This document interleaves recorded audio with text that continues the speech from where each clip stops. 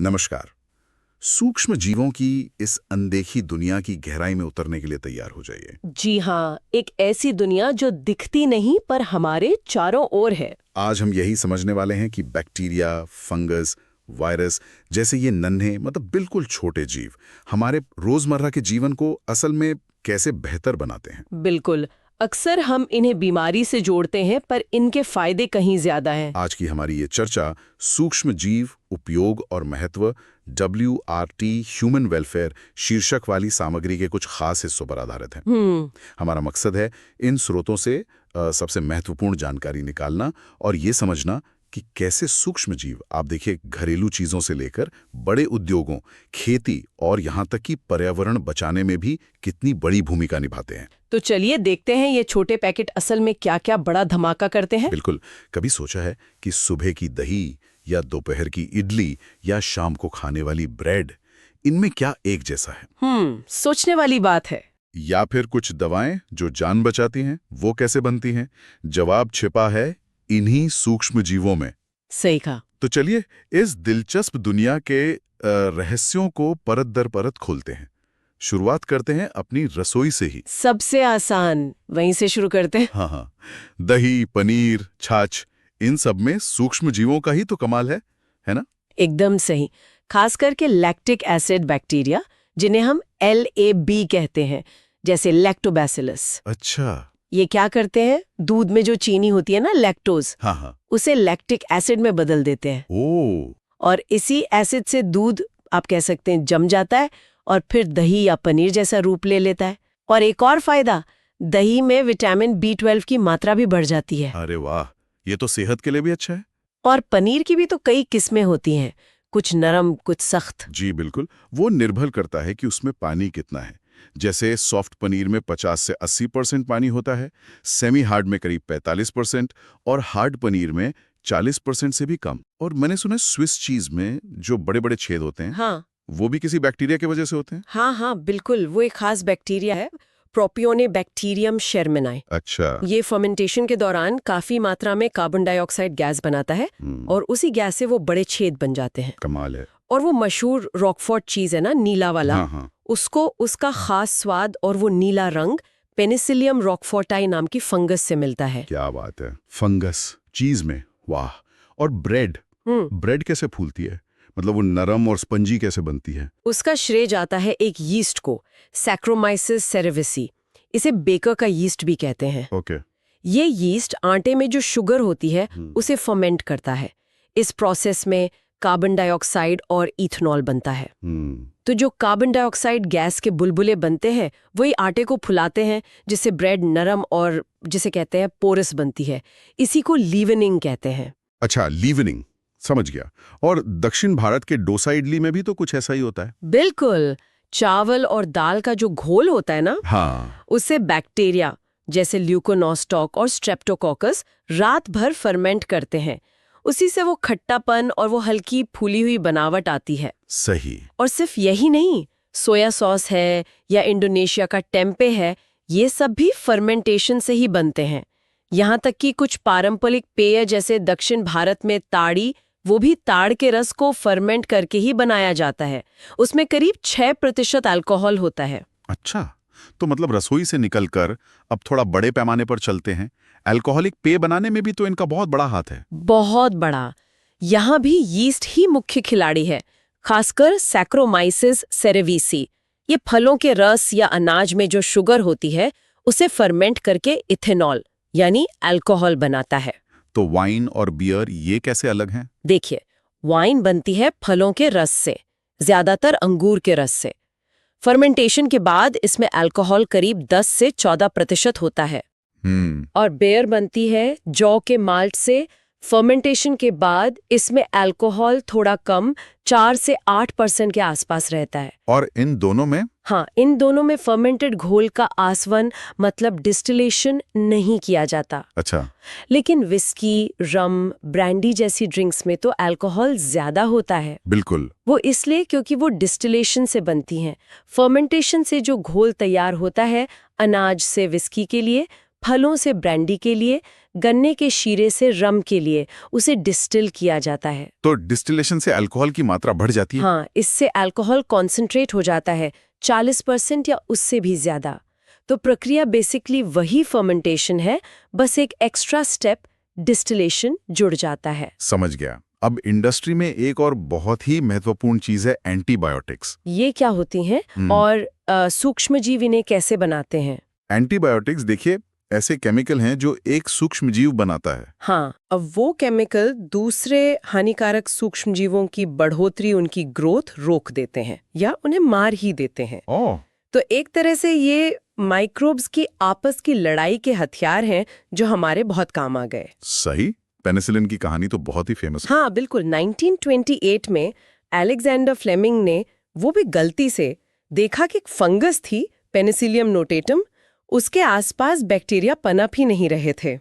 अच्छा। जी, बाद में ऑन्स चेन और हॉवर्ड फ्लोरे ने इस केमिकल को शुद्ध किया और एक शक्तिशाली दवा के रूप में विकसित किया।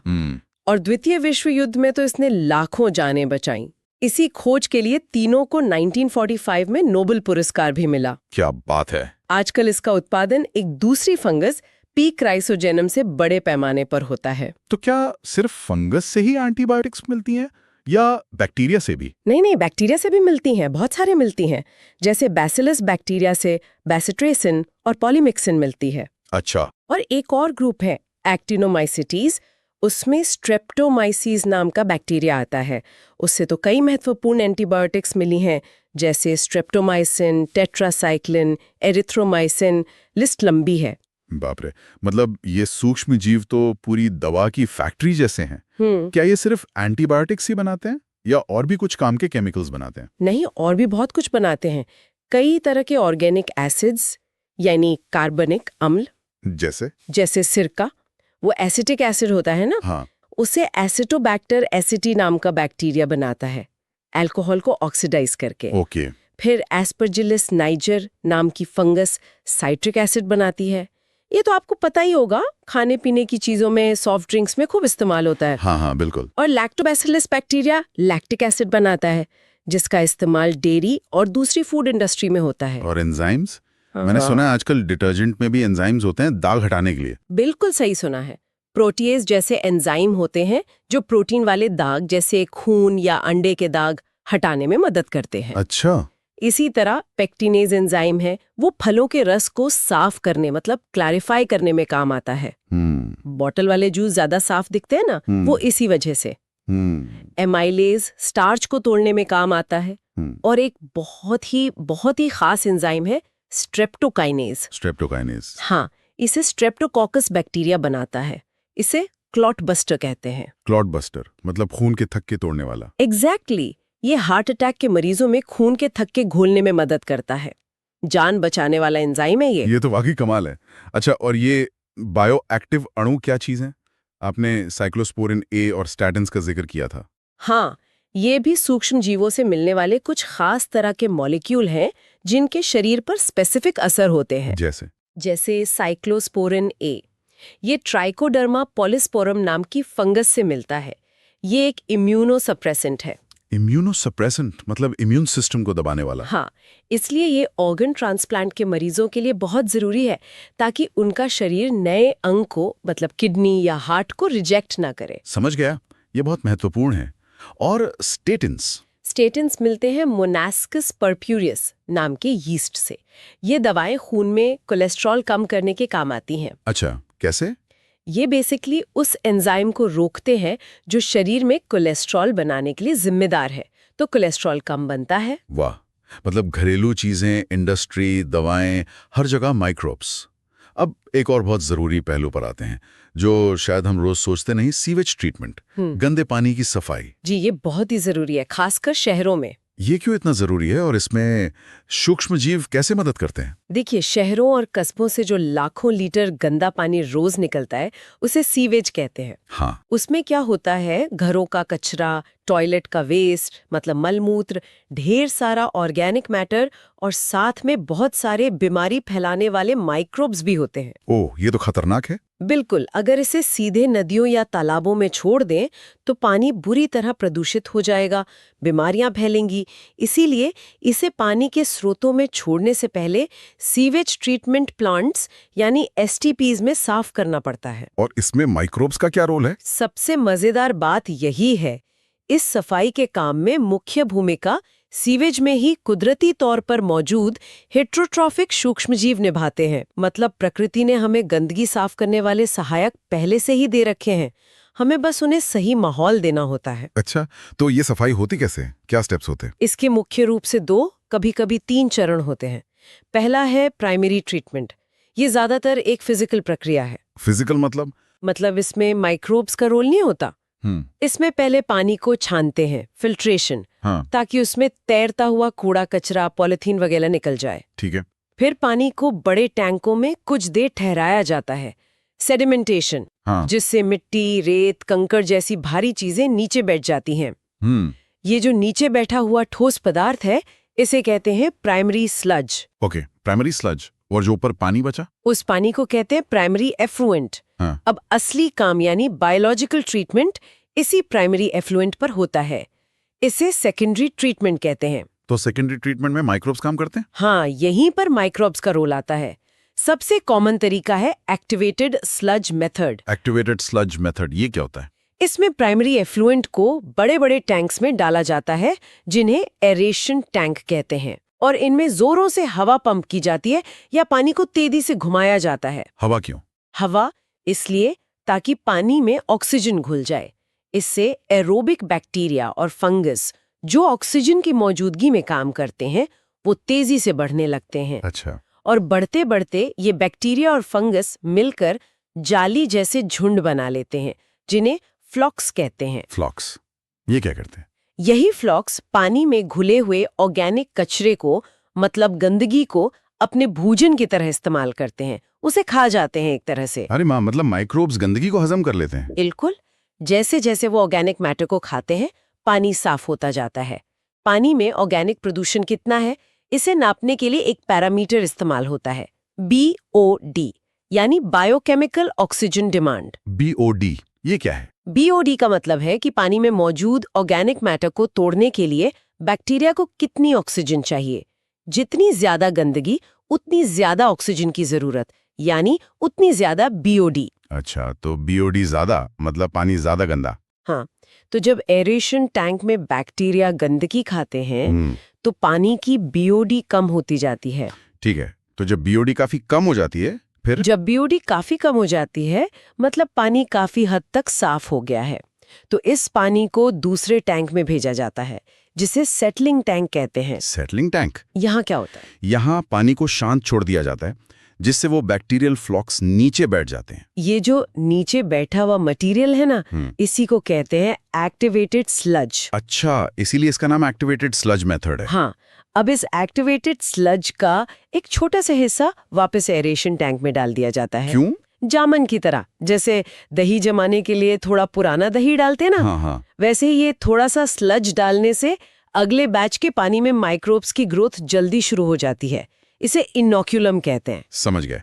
और बाकी बचे हुए एक्टिवेटेड स्लज का क्या होता है? जो ज्यादातर स्लज बचता है, उसे एक और बड़े बंद टैंक में भेजा जाता है, जिसे कहते हैं एनारोबिक स्लज डाइजेस्टर। एनारोबिक मतलब यहाँ ऑक्सीजन नहीं होती? बिल्कुल, यहाँ एनारोबिक बैक्टीरिया जो बिना ऑक्सीजन के काम करते हैं, इस स्लज में मौजूद बैक्टीरिया, फंगस और बाकी ऑर्गेनिक मैटर को सड़ाते हैं, मतलब डाइजेस्ट करते हैं। इससे क्या होता है? इस डाइजेशन के दौरान गैसों का एक मिश्रण बनता है, जिसे बायोगैस कहते हैं। इसमें मुख्य रूप से मीथेन होती है, साथ में कार्बन डाइऑक्साइड और हाइड्रोजन सल्फाइड भी। मीथेन, ये तो जल सकती है? हाँ, मीथेन ज्वलनशील है, इसलिए बायोगैस को ईंधन की तरह इस्तेमाल किया जा सकता है, जैसे बिजली बनाने या हीट पैदा करने में। और जो स्लज डाइजेस्ट होने के बाद बचता है, वो एक बेहतरीन खाद बन जाता है। क्या बात है, मतलब वेस्ट से एनर्जी और खाद दोनों मिल गए। एग्जैक्टली। और जो साफ पानी सेटलिंग टैंक में ऊपर बच गया था, उसका क्या? के सोर्स में छोड़ दिया जाता है।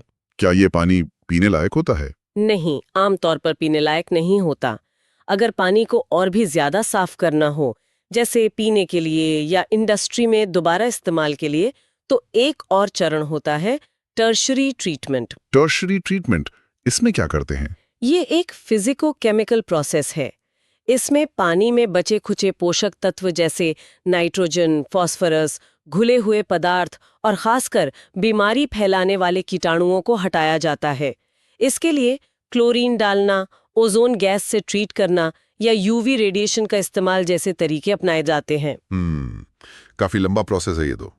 भारत में नदियों की सफाई के लिए भी तो ऐसे प्लांट्स का इस्तेमाल होता है? जी हाँ, भारत सरकार ने नदियों को प्रदूषण से बचाने के लिए कई कदम उठाए हैं, जैसे गंगा एक्शन प्लान और यमुना एक्शन प्लान। इनके तहत बहुत सारे सीवेज ट्रीटमेंट प्लांट्स लगाए गए हैं या लगाए जा रहे हैं ताकि शहरों का गंदा पानी साफ करके ही नदियों में छोड़ा जाए। ये बहुत जरूरी काम है। अच्छा, अभी सीवेज ट्रीटमेंट में बायोगैस का जिक्र आया था।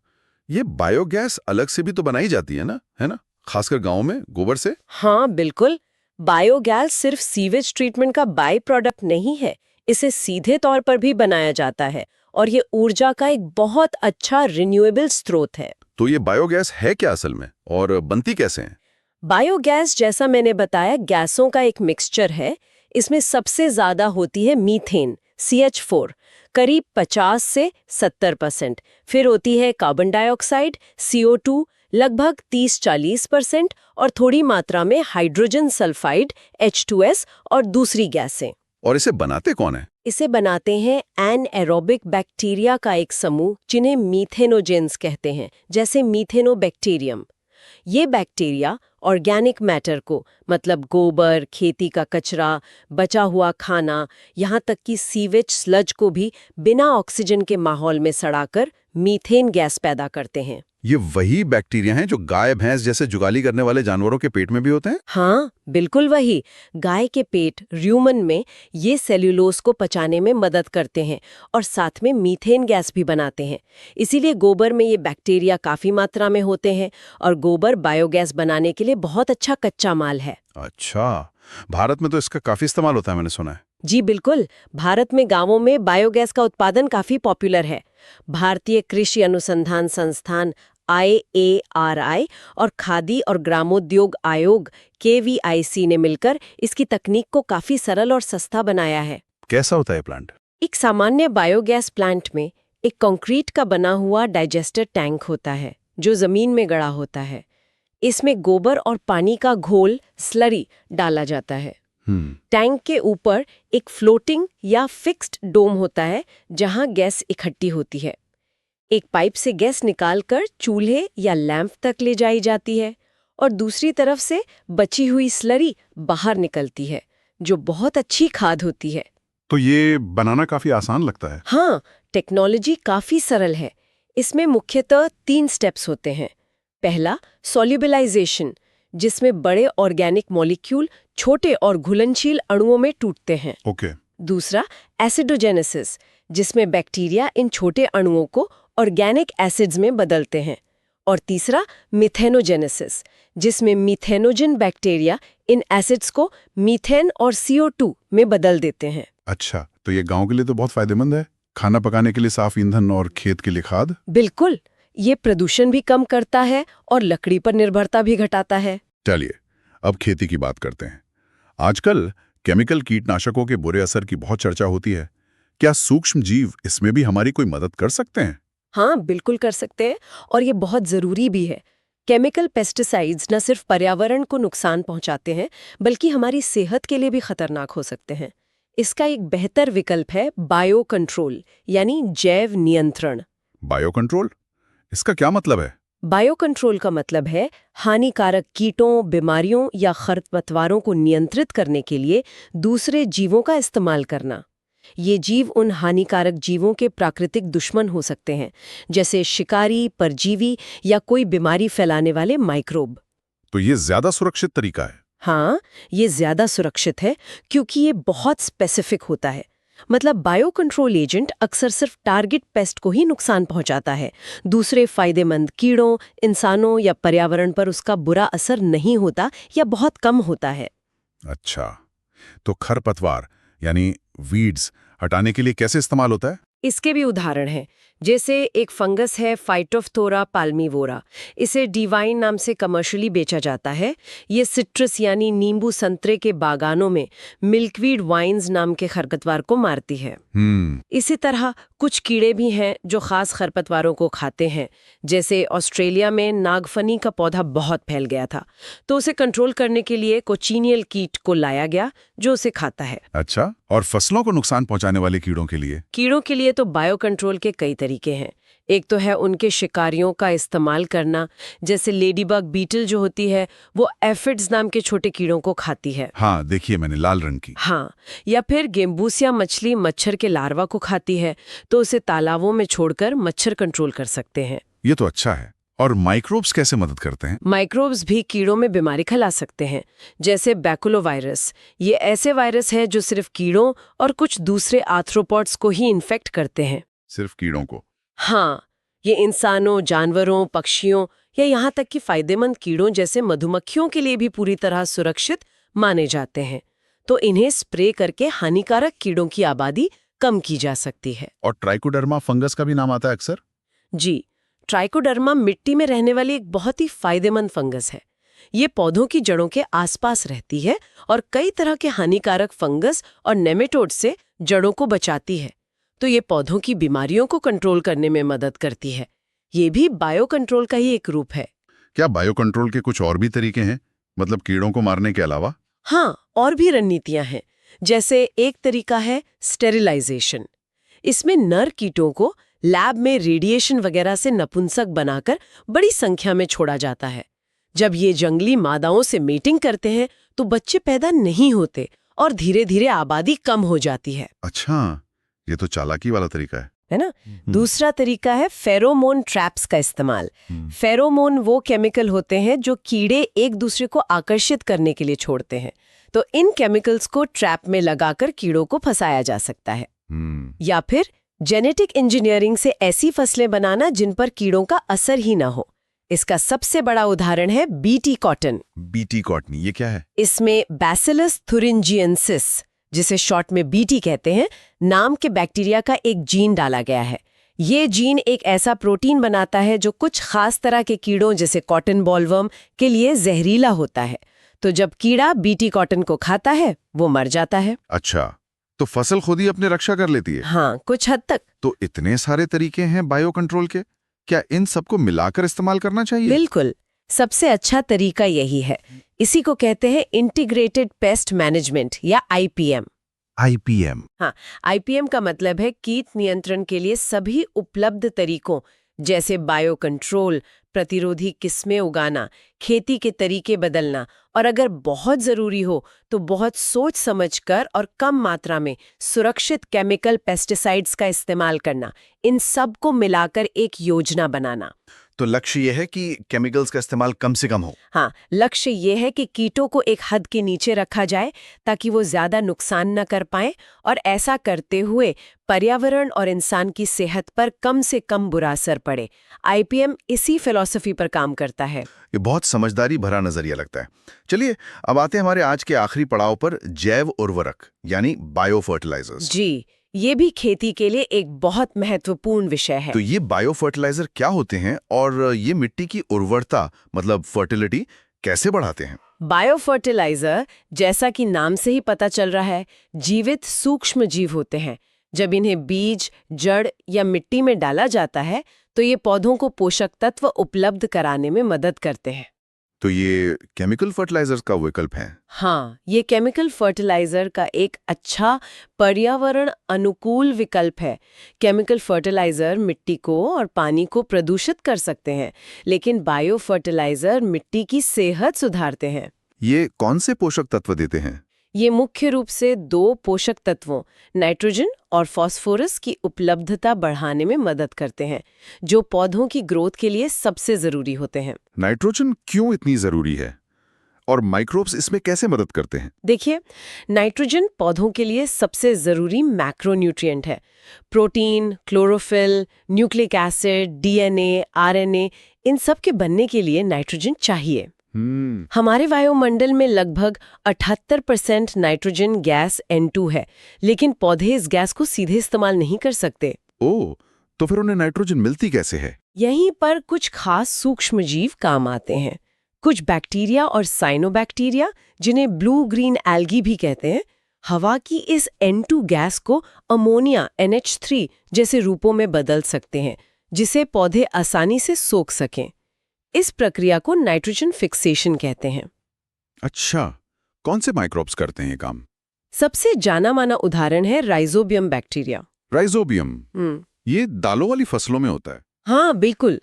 राइजोबियम दलहनी फसलों जैसे मटर, चना, मूंगफली, सोयाबीन की जड़ों में छोटी छोटी गांठें, नोड्यूल्स बनाकर रहता है। ये एक सहजीवी रिश्ता है।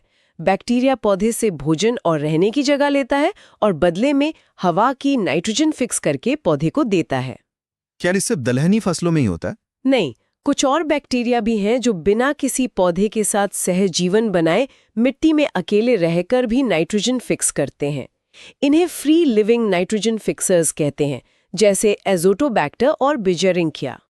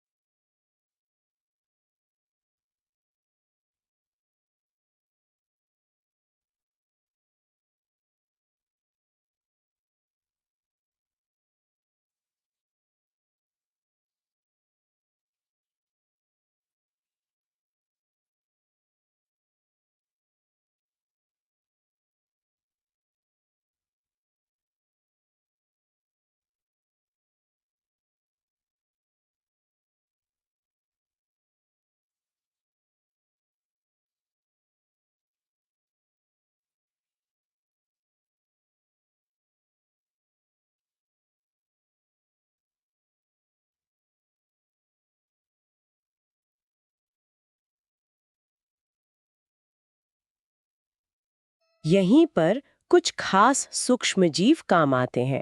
कुछ बैक्टीरिया और साइनोबैक्टीरिया, जिन्हें ब्लू ग्रीन एल्गी भी कहते हैं, हवा की इस N2 गैस को अमोनिया NH3 जैसे रूपों में बदल सकते हैं, जिसे पौधे आसानी से सोख सकें। इस प्रक्रिया को नाइट्रोजन फिक्सेशन कहते हैं। अच्छा, कौन से माइक्रोब्स करते हैं ये काम? सबसे जाना माना उदाहरण है राइजोबियम बैक्टीरिया। राइजोबियम, ये दालों वाली फसलों में होता है। हाँ बिल्कुल। राइजोबियम दलहनी फसलों जैसे मटर, चना, मूंगफली, सोयाबीन की जड़ों में छोटी छोटी गांठें, नोड्यूल्स बनाकर रहता है। ये एक सहजीवी रिश्ता है। बैक्टीरिया पौधे से भोजन और रहने की जगह लेता है और बदले में हवा की नाइट्रोजन फिक्स करके पौधे को देता है। क्या इसे दलहनी फसलों में ही होता है? नहीं, कुछ और बैक्टीरिया भी हैं जो बिना किसी पौधे के साथ सहजीवन बनाए मिट्टी में अकेले रहकर भी नाइट्रोजन फिक्स करते हैं। इन्हें फ्री लिविंग नाइट्रोजन फिक्सर्स कहते हैं, जैसे एजोटोबैक्टर और बिजेरिंकिया। और धान के खेतों के लिए साइनोबैक्टीरिया बहुत महत्वपूर्ण है, जैसे एनाबीना, नॉस्टॉक। ये पानी में रहकर नाइट्रोजन फिक्स करते हैं और मिट्टी की उर्वरता बढ़ाते हैं।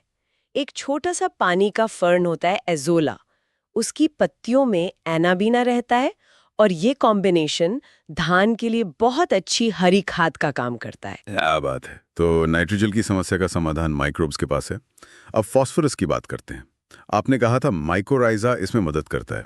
ये माइकोराइजा क्या है? माइकोराइजा भी एक तरह का सहजीवी संबंध है, लेकिन ये बैक्टीरिया और पौधे के बीच नहीं, बल्कि फंगस, कवक और पौधे की जड़ों के बीच होता है। फंगस और जड़ें? हाँ, बहुत सारे पौधों की जड़ों के साथ कुछ खास तरह की फंगस जुड़ी रहती हैं।